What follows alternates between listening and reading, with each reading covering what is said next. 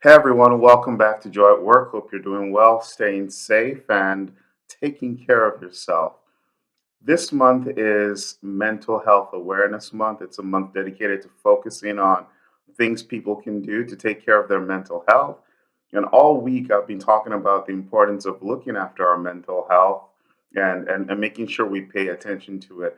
And mental health is often something that people, talking about it, at least for many people, is a taboo. People don't want to provide others with information about how they're feeling mentally, if they're doing okay, if they're struggling with the different challenges, and they just can't get their mind right in certain areas. So if that's you, if you're dealing with any form of mental health, mental health challenges, you may want to consider getting some professional help. There's nothing to be ashamed of, there's no stigma or taboo.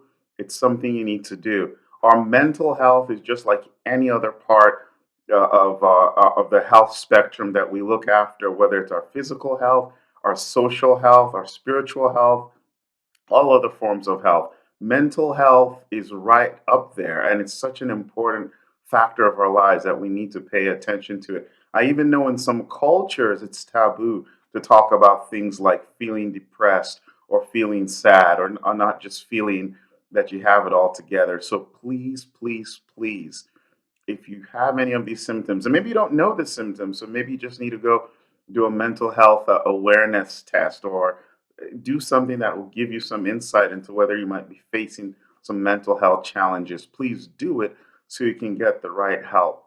The connection to the workplace is this: work often creates a lot of stress for so many of us.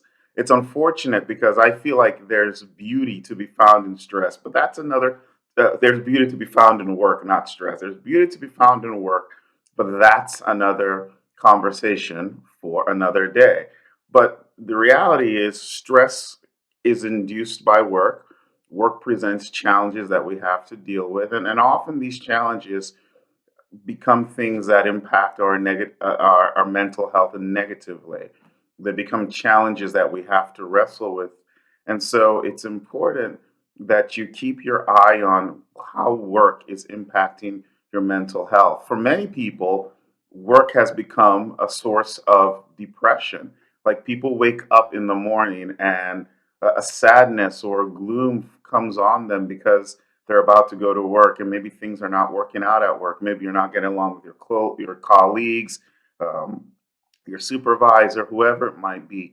These are all situations that are not good for you.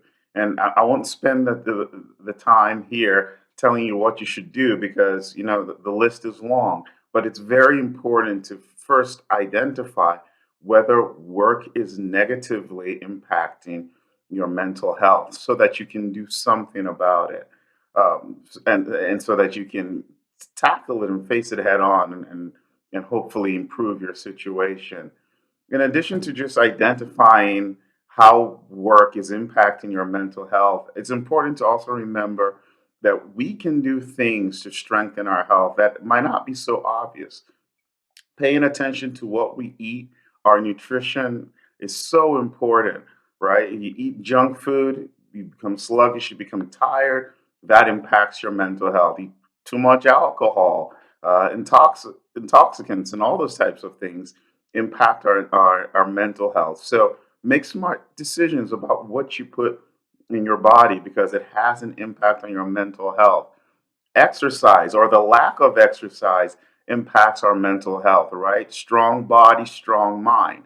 That's the way it goes. So if you want to have a strong mind, you need to take a walk, go on a run, cycle, do something to get your blood flowing, get your juices going, get your mind off of what's bothering you, right? Some people, when they're having a very difficult day, they go for a run to clear their head. The relationship between exercise and mental health is so obvious. Sleep is so important as well. We live in an age where people often brag about how little sleep they get. Well, that's a death trap right there. Get your sleep. Sleep is very, very important. And if for some reason you can't sleep because your mind's stuck on something, you need to address that thing and make sure you understand where its place is relative to your health. Last but not least, but equally important, is rest. It's so easy in our society today to get caught up in the rat race, so to speak. Just keep working and working and trying to do things and never taking your foot off the gas, to metaphorically suggest, right? We need to find ways to rest. And this isn't, well, I got to take PTO and then be gone for a week.